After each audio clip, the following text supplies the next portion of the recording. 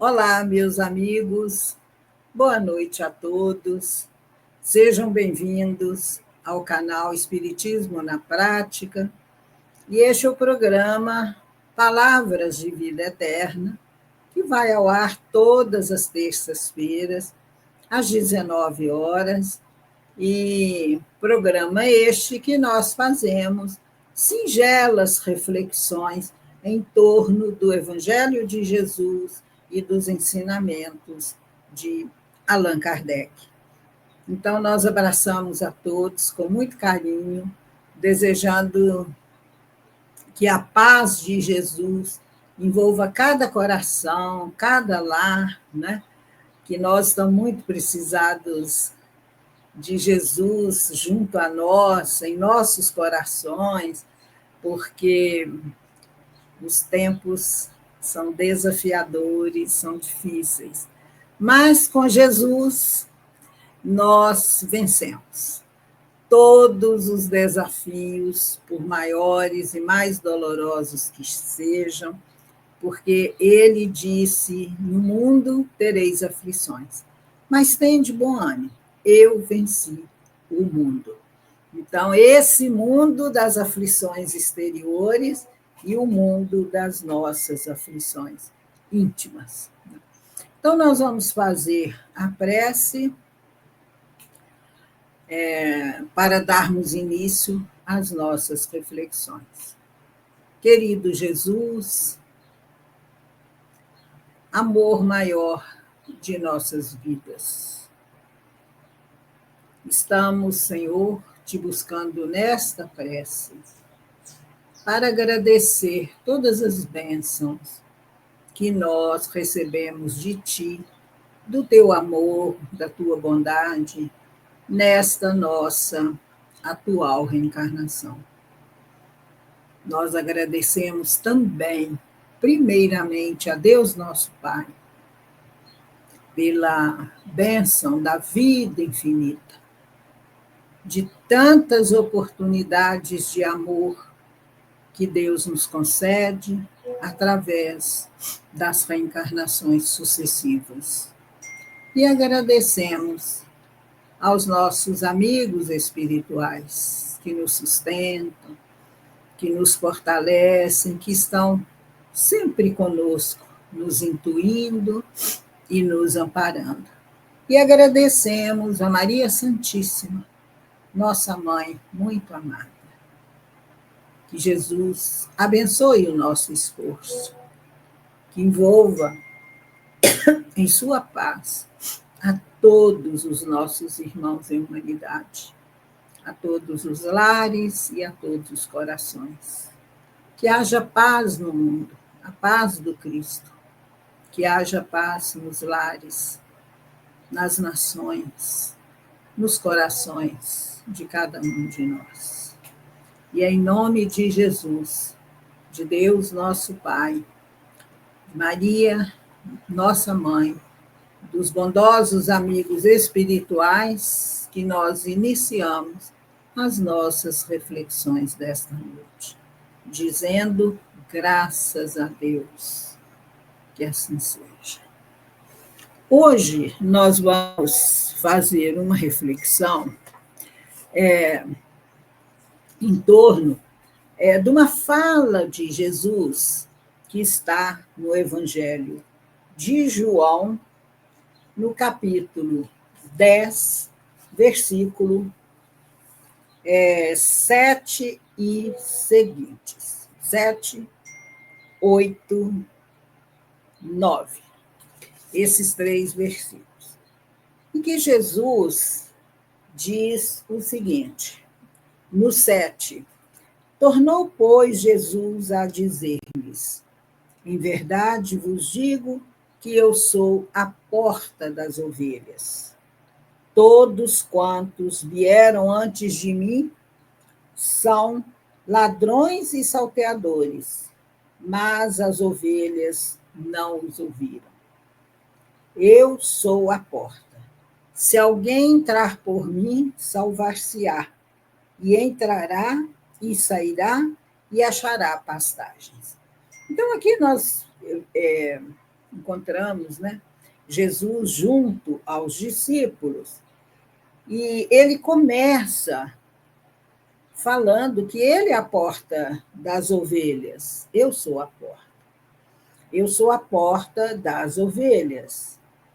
E antes Jesus já havia falado sobre isso com eles nos versículos anteriores, mas eles não entenderam a fala de Jesus.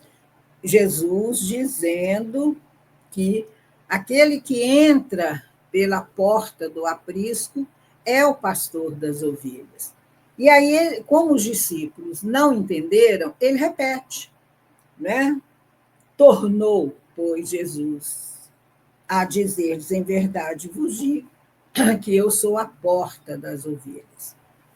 Jesus, o único título que ele aceitou foi o de mestre. Naquela conversa com aquele jovem que perguntou para ele, bom mestre, que disse a ele, né? Bom mestre, o que devo fazer e tal para alcançar o reino dos céus? E Jesus diz, por que me chamais bom? Bom só é o Pai celestial. Mestre, este sim, eu o sou. Então, Jesus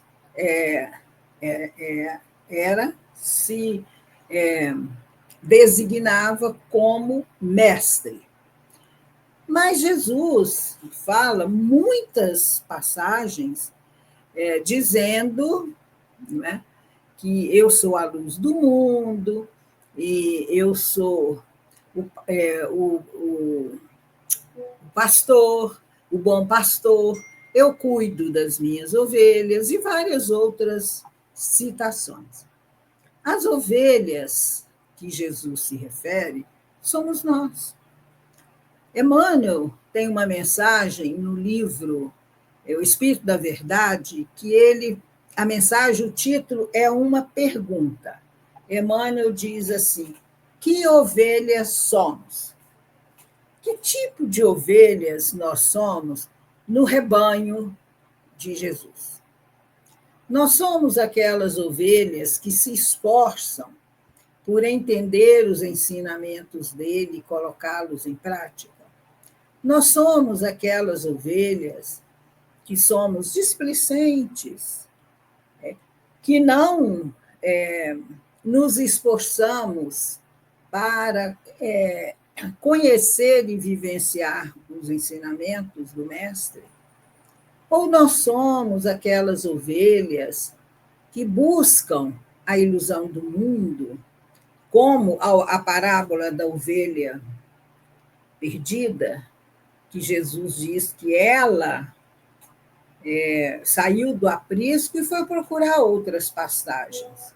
Será que nós saímos do aconchego, da presença de Jesus com seus ensinamentos em nossa vida e vamos buscar as ilusões do mundo?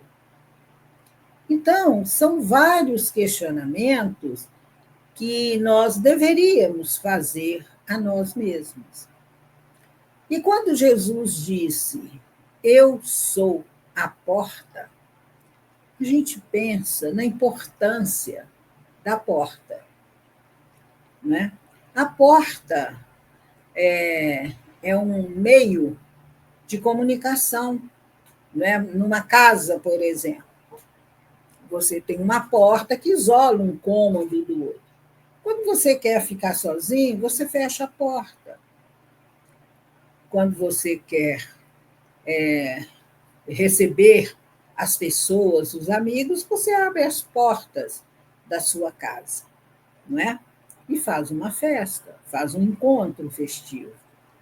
E nós falamos as portas do coração, que é uma forma simbólica de abrir o nosso coração para receber as pessoas, os ensinamentos. Jesus falou também da porta estreita, né? Que larga é a porta do mundo, mas que ele mas que nós buscássemos a porta estreita. E quando falou assim, porta, eu me lembrei, da porta da casa dos avós. A idade vai chegando, então a gente tem muitas coisas maravilhosas para lembrar. Tem muitas coisas que a gente sente saudade, porque a gente só sente saudade das coisas boas. Então, a porta da casa da avó é uma lembrança muito cara na vida de todos nós. Quando a gente chegava à porta da casa e que você bate, a porta se abre e tem uma família ali, né? O avô, a avó, os primos, os tios e tudo, e aquela festa. Mas um dia os avós voltam para o mundo espiritual e aquela porta se fecha, né? Mas ficam as lembranças, as coisas boas, as boas vivências daquele ambiente. Então, quando Jesus disse: Eu sou a porta das ovelhas, eu sou o caminho, a verdade e a vida, ninguém vem ao Pai a não ser através de mim. Às vezes as pessoas dizem: ninguém vai ao Pai. Não, Jesus não disse isso. Ele disse: ninguém vem ao Pai a não ser através de mim.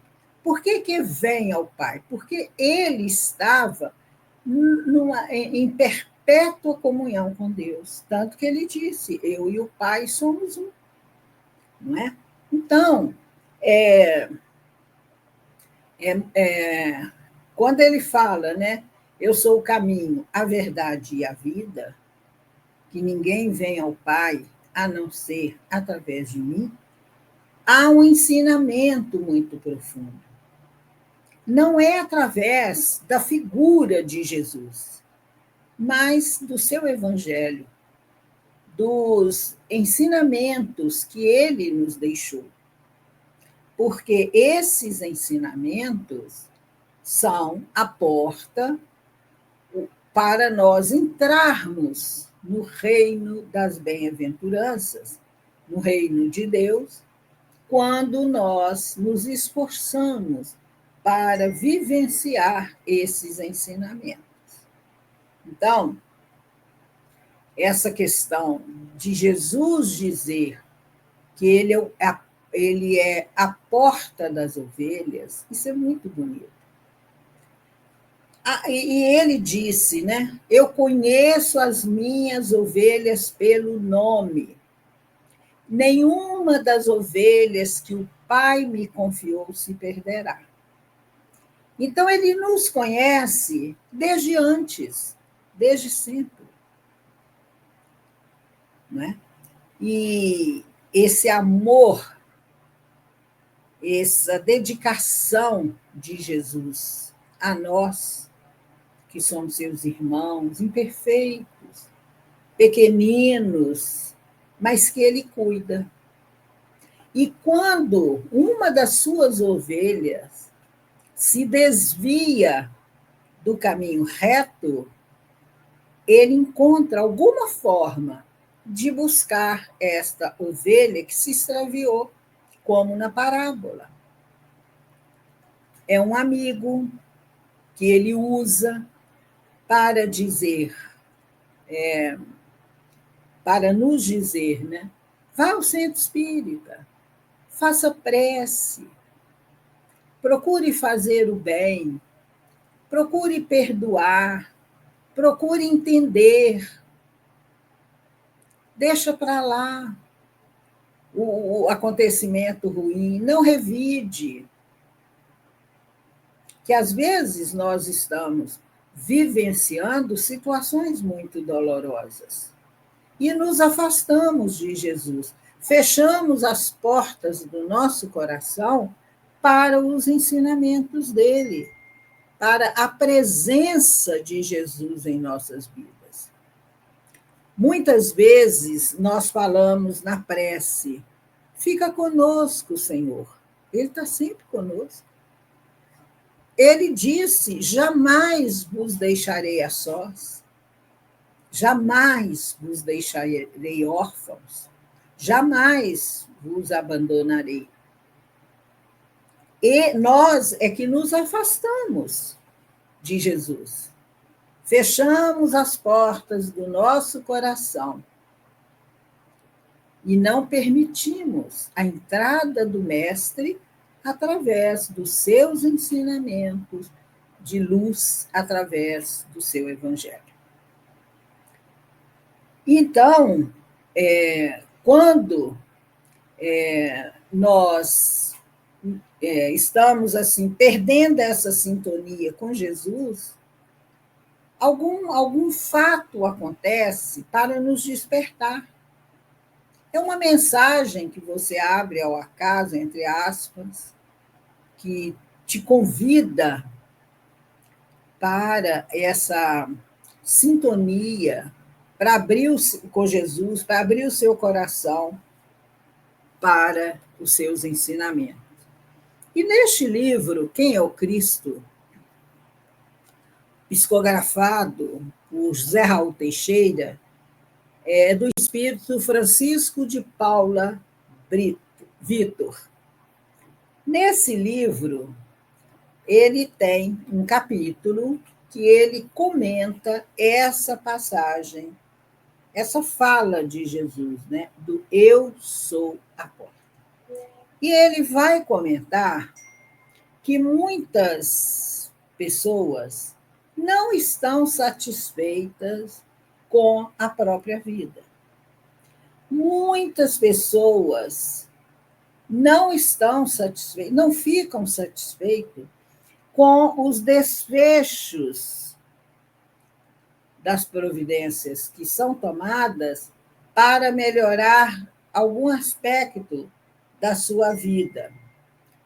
Muitos reclamam da má sorte, outros culpam os azares do caminho. Diversos, diz Francisco, se referem com azedume à sua má estrela.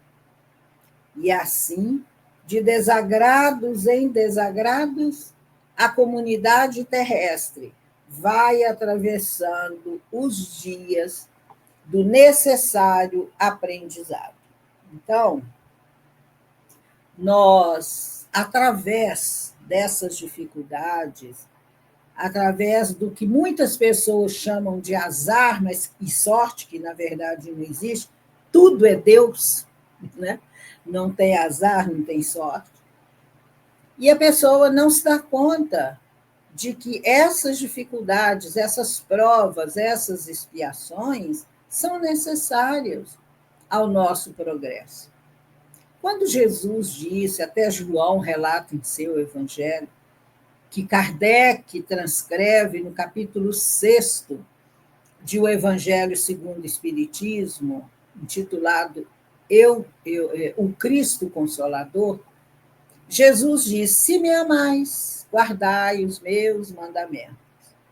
E eu rogarei ao meu Pai, e ele vos enviará outro Consolador, que ficará eternamente convosco, que vos fará recordar tudo que eu vos tenho dito, que ensinará coisas novas e tal. Então, vem o Espiritismo e nos mostra que Jesus está presente nesse Consolador prometido, que é a doutrina espírita. E que nós, quando conhecemos, nós compreendemos a necessidade que nós temos de nos melhorarmos, de nos esforçarmos para fazer a tão falada reforma íntima. Então, a gente entende que as dores, os problemas, não é? As doenças, tudo que nos acontece de ruim são fruto das nossas escolhas equivocadas do passado. Então, não tem azar, não tem sorte. Somos nós que construímos o nosso destino, que a gente poderia aprender, crescer, resgatar os débitos através do amor, fazendo o bem, perdoando, compreendendo, esquecendo ofensas. Mas nós somos teimosos e ficamos, em cada encarnação, repetindo erros. E culpamos a Deus, culpamos a má sorte, a má estrela, né?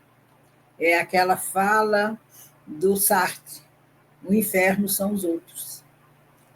Tudo culpa o outro. Esquece de olhar para dentro de si mesmo e de recordar o ensinamento da doutrina espírita, que nós somos os construtores da nossa vida, dessa encarnação e das futuras. Então, Francisco de Paula Vitor diz aqui que muitas pessoas, para muitas pessoas, elas consideram que as portas em que batem estão fechadas ou se fecham diante do seu toque. Reclamam, nada dá certo, tudo que eu faço dá errado. São períodos, às vezes, de teste difíceis que nós passamos. A pessoa, às vezes, não consegue arrumar um emprego, não consegue realizar o sonho de entrar numa faculdade, por exemplo, de curar-se de uma doença, ou curar um familiar seu, obter a cura através de um tratamento vitorioso, né? E Francisco diz que dessa concepção pessimista à depressão perturbadora é um curto caminho, porque a pessoa começa a agasalhar todos esses sentimentos de derrota, de frustração, ela se vitimiza, não é? Ela acha que nada dá certo, então ela vai ficando deprimida, melancólica, ela vai ficando triste, desanimada. Aí ela abandona o evangelho, resolve não ir mais ao centro espírita, perde a fé, desconfia de Deus, acha que Deus é culpado de tudo. E daí para a depressão é um passo. Mas acontece que tem um provérbio popular que diz que quando uma porta se fecha, abrem-se duas outras. Não é isso que a gente escuta? Em nome das novas oportunidades concedidas por Deus. Às vezes, uma porta se fecha num desejo seu, que você queria muito realizar, porque não seria bom para você aquele caminho. Mas Deus abre duas portas novas, que são oportunidades novas de aprendizado e de crescimento. E nós ficamos tão envolvidos, tão aborrecidos com Deus, tão chateados com a porta que se fechou, não é? Que nós não vemos as oportunidades acontecendo. Antigamente, um programa, né, do Silvio Santos, que era a Porta da Esperança. As pessoas iam, participavam do programa naquela expectativa de conseguir que outro realizasse os seus sonhos. Às vezes dava certo, outras não. Aí Francisco de Paula Vitor vai nos dizer que essas frustrações, esses sofrimentos estão quase sempre vinculados às buscas de coisas imediatas, coisas passageiras, tais como as posições sociais, os poderes do mundo, os ganhos do mundo. Tudo é passageiro. E nós somos imediatistas. Nós queremos que as coisas aconteçam para ontem. E não é assim. Pouquíssimos são os que estão procurando o aprimoramento de si mesmos na esfera da alma imortal, a fim de que aprendam a viver no planeta com pouco ou com muito que sejam capazes de amealhar ou produzir para si. Então, essa busca interna de nos autoconhecermos, de procurar valorizar e aprimorar as virtudes que nós já conseguimos e já conquistamos, melhor dizendo, né? E as corrigendas que nós nos propomos a fazer para nos tornarmos cada dia melhores nesse esforço, entendendo que nós somos espíritos imortais. E nós esquecemos de viver como espíritos imortais.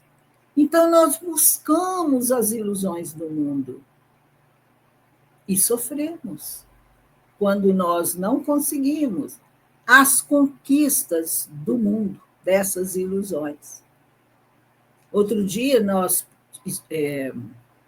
passamos, né, pela época das festas de final de ano.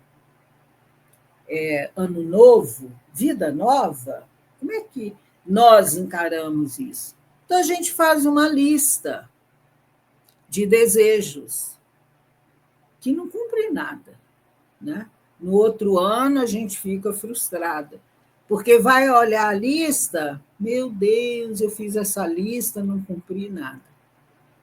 Mas a lista que nós fazemos é só de coisas do mundo. Só de tipo, eu vou emagrecer, eu vou comprar um carro novo, eu vou aprender uma língua, não é? Eu vou fazer uma viagem sonhada há muito tempo. Tudo bem, ninguém é contra isso. Mas e o olhar para dentro de si mesmo? De aprender a viver com o espírito imortal que nós somos. O que eu, espírito imortal, preciso fazer uma lista de conquistas íntimas, né? Então, essa busca das coisas materiais é uma busca, são portas que se fecham para nos facilitar a nossa evolução. Por isso que Jesus falou tanto do desapego. E a porta que está sempre aberta é a porta estreita.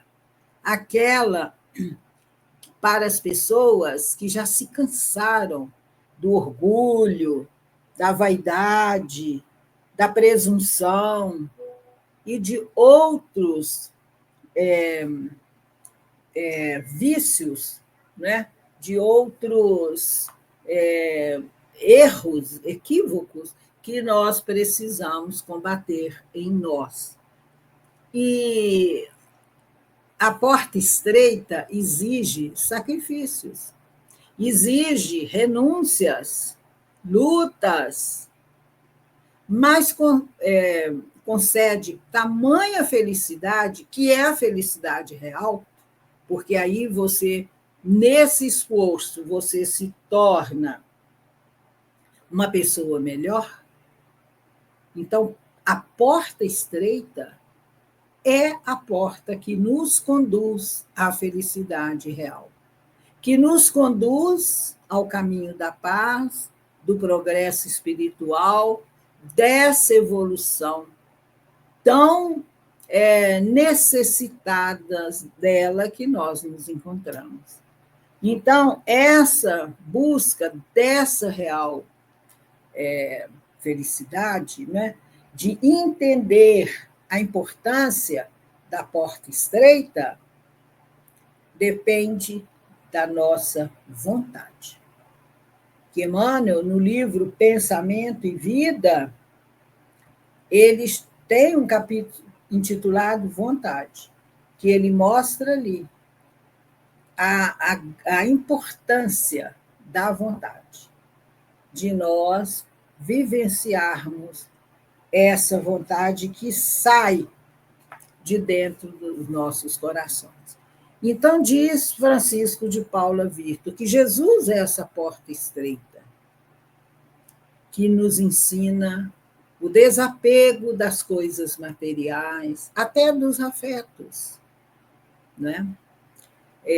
Nós não somos donos de nada.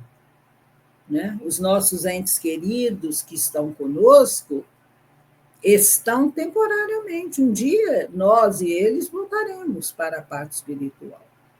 Então, a porta estreita é Jesus, que começou na manjedoura e terminou no sacrifício da cruz. Jesus podia ter fugido, não aceitado o sacrifício, mas ele aceitou. É a porta estreita. Então, vamos refletir nessa fala de Jesus, eu sou a porta das ovelhas, e vamos trazê-lo bem junto, abrindo as portas do nosso coração, para que, como se fosse a manjedoura, né, que Jesus nasceu, e que o nosso coração se abra nessa porta para receber Jesus.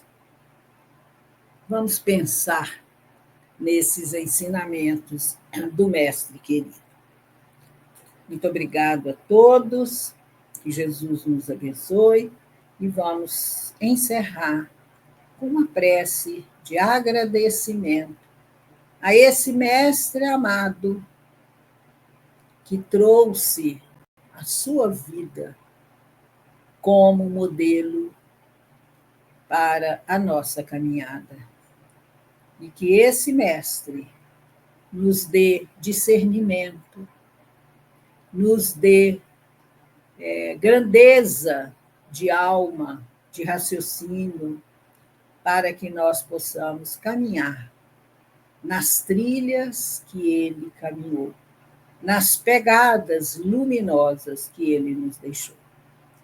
Muita paz, que Deus nos abençoe e que Jesus possa continuar a ser esse companheiro de jornada de quem nós tanto necessitamos.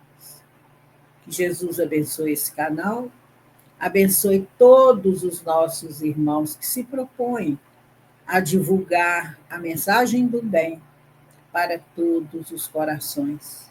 Que haja paz no mundo, que haja paz nos lares, que haja paz nos corações. Que assim seja. Boa noite a todos e até o nosso próximo encontro. Tchau.